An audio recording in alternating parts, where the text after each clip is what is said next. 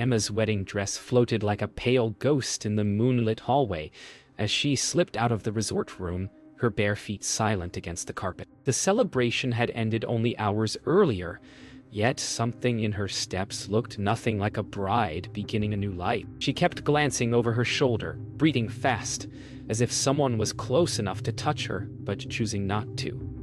Outside, the cold air wrapped around her, carrying the distant rush of the river below the hill. A door clicked somewhere behind her, soft but sharp enough to make her stop. She didn't turn. She only gripped the railing and hurried toward the trail, unaware of the figure who paused in the shadows, watching her every move with a patience that felt practiced. A single question hung in the dark like a warning. What was she running from? And who followed her into the night? The first call to police came just after sunrise, when a jogger spotted a pair of women's shoes abandoned at the start of the river trail. Officers arrived expecting a simple case of someone losing their belongings after the wedding party. But the moment they checked the tag inside the heel, everything shifted. The shoes belonged to Emma, and they weren't just left behind. They were placed neatly, side by side, facing the river as if she had stepped out of them with purpose. Nathan met the officers with a calm that felt rehearsed, explaining that Emma walked out during an argument and must have needed air. But the tightness around his eyes, the stiffness in his voice, and the way he kept glancing toward the water made even the new patrol officer uneasy. Something was wrong, and everyone felt it. Detective Lucia Merrow arrived before the scene was even taped off, moving with the certainty of someone who had seen missing person cases shift from hopeful to tragic too many times. She listened to Nathan's version word for word, her expression neutral but her mind already sorting through the odd details. Emma disappearing during an argument wasn't unusual, but leaving her phone on the nightstand, her shoes outside, and her wallet in the room spelled something else. Panic, or worse, force. Nathan repeated himself as if trying to memorize the story while saying it. When Detective Merrow asked why he waited nearly 4 hours to call, he answered too quickly. Megan showed up moments later, face pale, insisting Emma wouldn't walk anywhere alone at night. That was the first crack, and Merrow saw it instantly.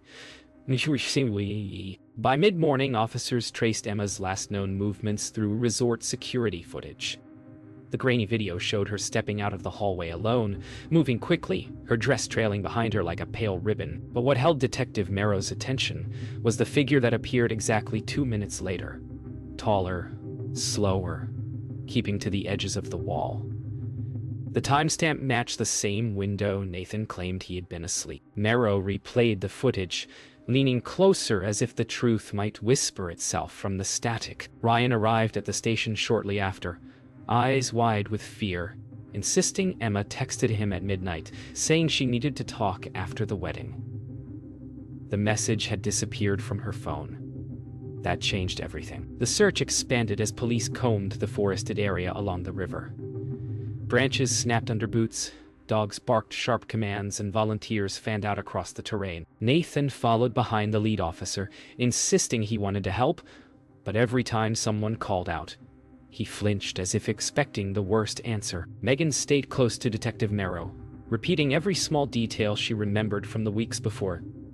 The wedding, Emma's sudden quietness, the way she avoided certain conversations, how she kept checking over her shoulder even in crowded rooms. As the morning deepened, an officer found a faint drag mark leading toward the lower bank. The river rushed louder there, heavy and cold. Everyone stopped. Even the dogs went silent. Detective Merrow gathered the wedding guests in the resort lounge, a room still cluttered with leftover decorations and half-deflated balloons. People whispered nervously, some clinging to coffee cups like shields. Merrow moved from person to person, asking the same simple questions. When did you last see Emma? Did she seem upset? Did you notice anything strange? Most guests described her as glowing, tired from dancing. Nothing more. But one bridesmaid mentioned Emma stepping away from the reception twice, looking shaken. Another recalled seeing Nathan gripping Emma's wrist during the slow dance. Nathan dismissed the claim with a calm smile, saying they were only talking closely.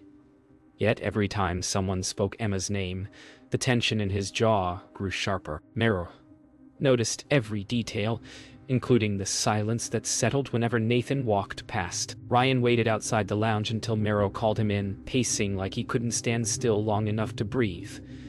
When he finally sat across from her, his knee bounced uncontrollably. He admitted that Emma texted him around midnight, asking if he was still awake. She didn't say why, but her words felt scared. Ryan said he walked toward the trail after the reception, hoping to catch her, but never saw her leave the resort. Merrill pushed gently, asking if Ryan had feelings for Emma. He hesitated, then confessed he always cared for her, but never crossed lines. Nathan, overhearing from the hallway, stepped closer, jaw clenched. The two men locked eyes for a moment that felt like it had been waiting years to happen. Merrill had to separate them before the truth turned into shouting. Megan arrived at the station shortly after Ryan's interview, still shaken but determined to help. She told Merrill about a conversation she had with Emma 2 weeks before the wedding. Emma had asked strange questions. What happens if someone feels trapped but can't explain why? How to tell when a relationship feels wrong, even if nothing obvious happens. Megan shared how Emma brushed it off as pre-wedding nerves. But her eyes said something else. Merrill listened carefully, noticing how Megan kept wringing her hands. When Merrill asked if Emma ever mentioned fear, Megan froze, then nodded slowly. She said Emma never wanted to be alone with Nathan when he was angry. That was the kind of detail detectives never ignored. Merrill returned to the resort with a small team to examine the honeymoon suite again. While officers photographed the room, she focused on details Nathan had glossed over. A pillow on the floor, a wine glass tipped onto the carpet, a faint smear near the bathroom tile. Nothing screamed violence, but everything whispered an argument stronger than he admitted. Nathan hovered in the doorway, arms crossed, answering questions with slow, practiced calm. When Merrill asked why he didn't call the police sooner, his composure cracked for the first time. He said he thought Emma would come back, that she often stepped out when overwhelmed. But Merrill felt the weight behind his words. He was hiding something, and he knew time was running out before she uncovered it. As the day wore on, Merrill met with each staff member who worked the night shift. Most remembered nothing unusual, except one receptionist who recalled hearing raised voices from the honeymoon floor shortly after 2 a.m. She assumed it was a normal newlywed disagreement until she heard the sudden thud that followed. Merrill felt the hairs on her arms rise. The time matched the moment Emma left the room. When Merrill stepped outside for air, she glanced toward the river, watching search teams move like tiny figures along the bank. She couldn't shake the feeling that Emma wasn't just missing, she was taken. And the truth, buried somewhere between the guests, the groom, and the river, was starting to crack open. Detective Merrill sat alone in her office, Emma's phone placed carefully on the desk in front of her. Technicians had recovered fragments of deleted messages, nothing complete. Just broken sentences that suggested Emma planned to tell someone the truth on her wedding night. Merrill turned the device over in her hand, wondering what truth could make a bride reach out to a friend instead of her family. When she opened Emma's small journal, found hidden under the bed during the second sweep of the room, the entries started normally. Lesson plans, wedding notes, grocery lists. But then the handwriting changed, slanting sharply as the words grew darker. Emma wrote about feeling watched, even when alone. About arguments that ended with apologies she didn't believe. And about a growing fear she tried to bury. Each line painted a marriage built on silence rather than love. Merrill met with Megan privately, sliding the journal across the table so she could read the final entries. Megan's hands shook as she traced her sister's handwriting. She whispered that Emma never mentioned these fears directly, but often showed up at her apartment with excuses, returning a sweater, dropping off leftover cookies, checking on her niece. Megan realized now that Emma wasn't visiting for the reasons she said.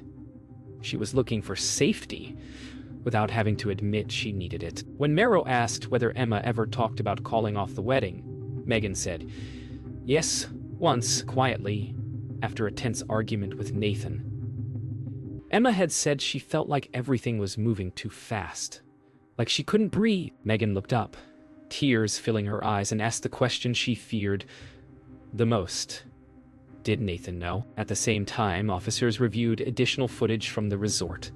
One camera captured Emma leaving the hallway at 2:14 a.m., already known to the team. But another, positioned near the service path leading to the river, caught a second glimpse of movement minutes later. A figure stepped into frame.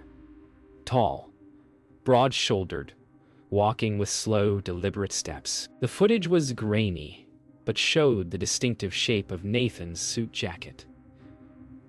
Mara watched as the figure paused, looking toward the river before following the trail Emma had taken. She leaned forward, as though she could reach through the screen and pull the truth free. Nathan claimed he never left the room. The camera said otherwise, and the way he moved suggested he wasn't searching, he was pursuing. Nathan agreed to another interview, his composure thinner this time. Mara confronted him with the new footage, watching the way his mouth tightened before he forced a calm answer. He claimed he followed Emma only to make sure she didn't hurt herself, that they argued, but he never touched her. He said he stopped at the top of the trail and turned back when he realized she needed space. But Mara saw the lie slip through the cracks. His voice trembled on certain words. His eyes darted toward the door as if searching for escape. When she asked why he deleted messages from his phone at 3 a.m., he froze. His explanation, something about clearing storage, didn't convince himself, let alone her. Late that evening, Mara returned to the trail with two officers, hoping to understand the sequence of events more clearly. She walked the path Emma took, imagining each step, each desperate breath. The trail was narrow, lined with tall pines, the river roaring louder the farther she went. Near a bend in the path, Mara noticed something small caught between roots, a torn fragment of white lace. She held it gently, recognizing the pattern from Emma's dress. The fragment hadn't washed far, suggesting it tore before she reached the river.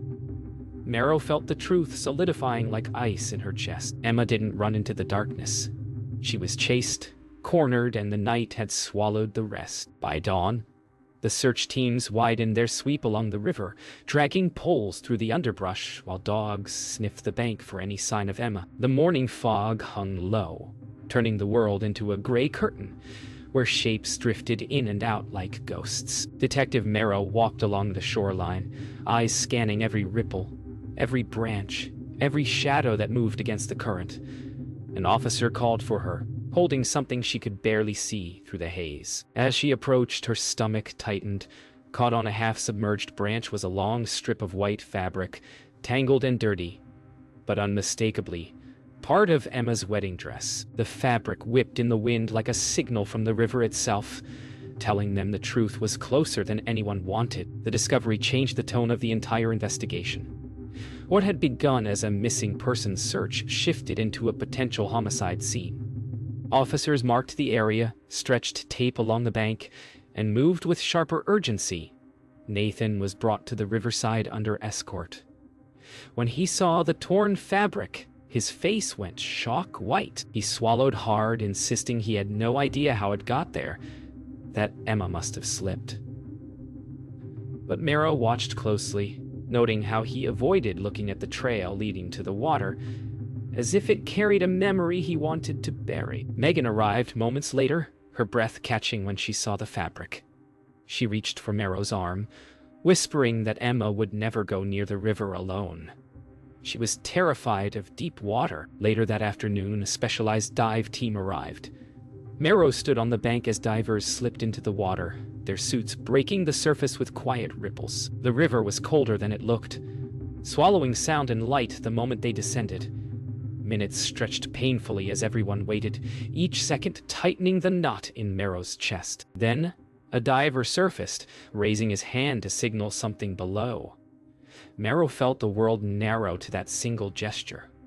Another diver appeared beside him, holding a small object sealed in a bag. A broken necklace. Megan identified it immediately. Emma wore it every day. a gift from their mother. The clasp wasn't snapped, it was ripped clean through. Whatever happened to Emma wasn't an accident. Marrow called Nathan back to the station for a third interview. This time, his confidence had eroded. He sat rigid in his chair, fingers tapping nervously as Marrow placed the necklace on the table between them. His eyes flicked to it, then away, like he couldn't bear the sight. Marrow explained that the necklace didn't break naturally.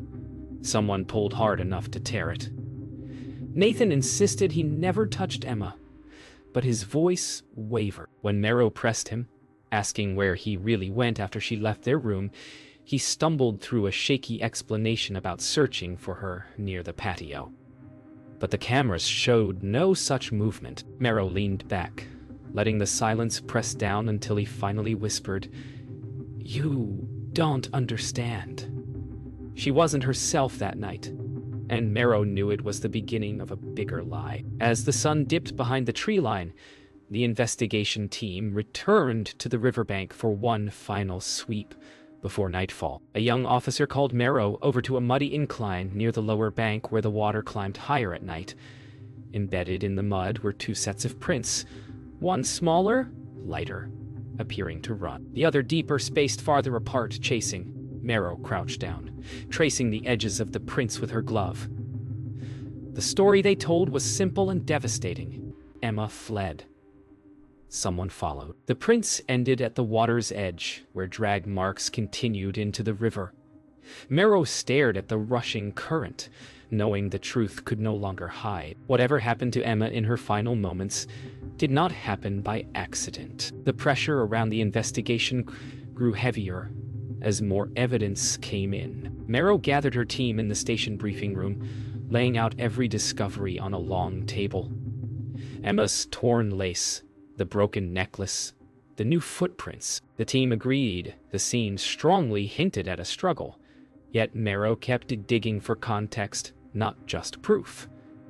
She replayed Nathan's interviews in her head, each contradiction tightening the net around him. But something still felt off, like there was a missing voice in the narrative. Ryan had been emotional, yes, but his movements after the wedding didn't match anything violent.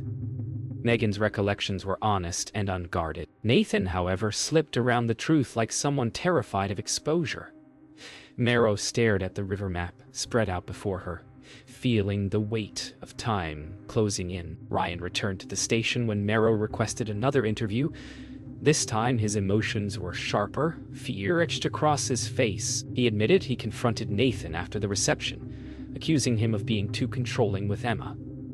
Ryan described how Nathan told him to mind his place, the words cold and quiet enough to feel like a warning. Ryan explained he didn't follow Emma into the woods because he thought she simply needed space, and he didn't want to make things worse. But his voice shook when he said he should have done more. Marrow watched him carefully, noting the way guilt shadowed his features. She didn't see deceit, just a man who loved someone he couldn't save. Megan returned with something she had hesitated to share before. Messages Emma sent her the week before the wedding. They weren't dramatic, but they were unsettling. Short lines about feeling trapped, about needing a real conversation after the ceremony, and about hoping the day goes smoothly. Megan explained that Emma didn't want to embarrass anyone by delaying the wedding, especially with family flying in. Marrow recognized the pattern well. People hiding danger behind politeness. Megan also revealed Emma had once stayed with her overnight after a fight with Nathan, claiming she didn't feel safe going home. The fear in Megan's eyes told Marrow everything she needed to know. Emma's marriage had cracked long before the wedding night. When Nathan was brought back for another round of questioning, his calm exterior finally fractured. Marrow confronted him directly about the new timeline, Emma leaving at 2:14 a.m., the assumed figure following, the torn lace, the drag marks. Nathan's voice rose as he claimed Emma was spiraling, that she ran because she wanted drama, not because she was afraid of him. But Marrow didn't miss the tremor behind his anger. When she pressed him about the footprints showing someone chasing Emma, he broke eye contact, his posture collapsing in on itself. He whispered that Emma wasn't supposed to go that far. The room went still. It wasn't a confession, but it sounded close enough to make Merrow's pulse quicken. Just before nightfall, an officer hurried into Merrow's office carrying newly processed forensic photos. The prints near the river were clearer than expected. Emma's were easy to identify, light, narrow spacing. The second set belonged to someone heavier, and most importantly, they matched the sole pattern of Nathan's dress shoes. But there was another detail Merrow hadn't anticipated. The shoes showed signs of slipping, dragging, and turning sharply, as if two people struggled in the mud. Nathan's story unraveled completely under the weight of physical truth. Yet, as Merrow prepared the paperwork to detain him, another officer rushed in with news from upstream. They found something trapped against a fallen tree, something that changed the room's energy in an instant. Merrow reached the riverbank just as the last light of evening faded behind the trees. A group of officers stood clustered near the fallen tree where something had drifted into the branches. When she stepped closer, the world seemed to move slower, every sound muffled by the roar of the river. A diver held a waterlogged suitcase, heavy and swollen from hours beneath the current. The moment Merrow saw the floral pattern on the side, she recognized it from Emma's packing list. The air thickened as they unzipped it carefully. Inside lay Emma, curled as though trying to make herself small, her dress torn, her skin bruised in places that told a story words never could. Merrow felt a cold weight settle in her chest. This wasn't just a disappearance. Someone made sure she never came back. Oh, at the medical examiner's lab, Merrow watched as the examiner prepared the report. The room felt colder than usual, the hum of the overhead lights too loud. The injuries on Emma's body told a very different story than Nathan ever had. Bruising on her wrists showed she had been grabbed tightly. Marks on her shoulder revealed she had been shoved or dragged. Water was found in her lungs, but not enough to suggest an accidental drowning. The examiner explained that Emma was already unconscious before she entered the river.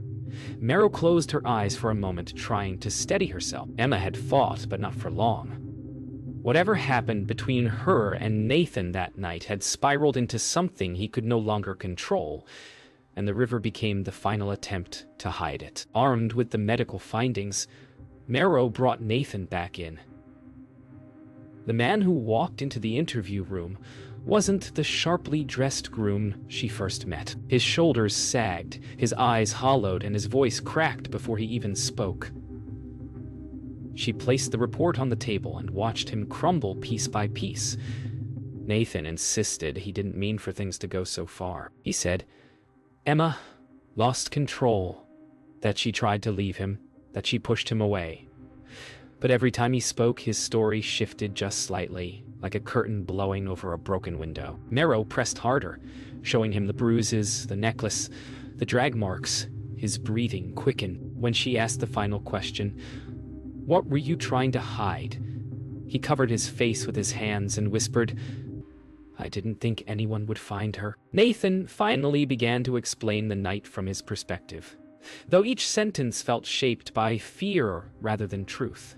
He admitted they argued after the reception. Emma wanted space, he wanted answers, and things escalated. He claimed she tried to run, that he grabbed her too quickly, that she slipped. But Merrow pointed out the bruises didn't match a fall. She asked about the suitcase, and Nathan's silence stretched long enough to answer for him. He said he panicked, that he thought no one would believe him, that he just wanted it to end. His voice cracked when he said he didn't plan it, but Merrow knew. Panic didn't explain the distance Emma was dragged or the care taken. To hide her, Nathan wasn't describing an accident. He was describing a cover-up. Later that night, Merrow stepped outside the station, the cool wind carrying the scent of rain as she tried to gather her thoughts. She replayed Nathan's words and the patches of honesty buried beneath his fear. Something still didn't align. He admitted panic. He admitted hiding Emma, but he never admitted the moment things turned violent. And Merrow knew people always protect the part of the story that damns them the most. She looked out toward the dark street, her breath fogging in the air. The truth wasn't fully out yet. There was still a missing moment, a spark that set everything spinning. And until that detail surfaced, Marrow couldn't close the case. Somewhere inside Nathan's fractured retelling lay the final puzzle piece. The one that would reveal what Emma saw, what she said, or what she discovered that made her run into the night. Nathan's story unraveled even further. When Marrow received the enhanced audio from the resort's outdoor security microphone, the faint sound captured at 2:17 a.m., 3 minutes after Emma left the room, wasn't just footsteps on gravel. It was a voice, sharp and frightened, followed by a second voice, low and trembling. Marrow listened closely, replaying the clip until each fragment aligned. Emma begged someone to stop and let go. The second voice, though muffled, carried the same cadence as Nathan's. She brought the recording into the interview room without warning. Nathan's face drained as the audio played, his breath catching on every word. Marrow didn't speak. She let the truth echo through the room until Nathan finally whispered, "I didn't mean for her to fall." But Marrow could hear the lie trembling beneath it. Marrow pressed him again, this time asking what Emma said that sparked the final argument. Nathan hesitated, eyes darting, as if searching for a version of the truth that made him look less monstrous. He finally admitted Emma had confronted him about financial lies, hidden debts, manipulated accounts, promises that were never real. She told him she wanted time apart after the wedding, that she couldn't start a life built on secrets. Nathan said he lost control when she tried to leave the room, grabbing her harder than he intended. Marrow knew the scars on Emma's body told a deeper story. She leaned in, voice low but steady, asking why he followed Emma down the trail if he wanted her to cool off. Nathan looked at the floor, tears hitting the table. His silence answered everything. While Nathan's confession painted a clearer picture, Marrow still needed the final missing link. She returned to the river trail one last time, retracing Emma's steps in the calm of early morning. The forest stood still, as though the trees were guarding the truth. Near the bend where Emma's lace was found, Marrow noticed a shallow indentation in the dirt, small, circular, and easily missed. She knelt down, brushing away loose soil until a tiny metal object appeared. A charm. Emma's charm. The clasp was bent, the surface scratched. Marrow realized Emma must have pulled at it during the struggle, trying to free herself. The charm, overlooked during the initial search, was the final proof that Emma fought until the very last second. This wasn't fear. It was resistance. When Marrow presented the charm to Nathan, something in him broke completely. He admitted Emma fought him on the trail, pulling away hard enough to tear the necklace and lace. He described her slipping near the bend, falling to her knees, trying to crawl away. He said he grabbed her again, trying to make her listen. And when she hit her head on a rock, he panicked. The suitcase, the river, the silence that followed, it all spiraled from fear of losing control over the image he crafted for himself. As he spoke, his voice hollowed into something unrecognizable. When he finished, he didn't defend himself. He didn't argue. He simply asked if Emma had suffered. Marrow looked at him with steady eyes, telling him the truth he deserved to hear. Emma deserved better. The case closed as the sun set over the river Emma once feared. Officers escorted Nathan out in handcuffs, while townspeople gathered in quiet clusters, some crying, others whispering disbelief. Megan stood at the edge of the dock with Ryan beside her, staring at the current that carried the last pieces of Emma's story. Marrow joined them, offering silent company rather than words. The truth had been uncovered, yet the ache of it lingered like the chill rising from the water. Marrow looked out across the river, thinking about Emma's final moments, the courage it took to run, to fight, to resist. Justice would follow, but healing would take longer. And as the wind rustled through the trees, Marrow wondered the question that would forever hang in the air. What did Emma see in Nathan that night that made her realize she couldn't outrun the truth anymore.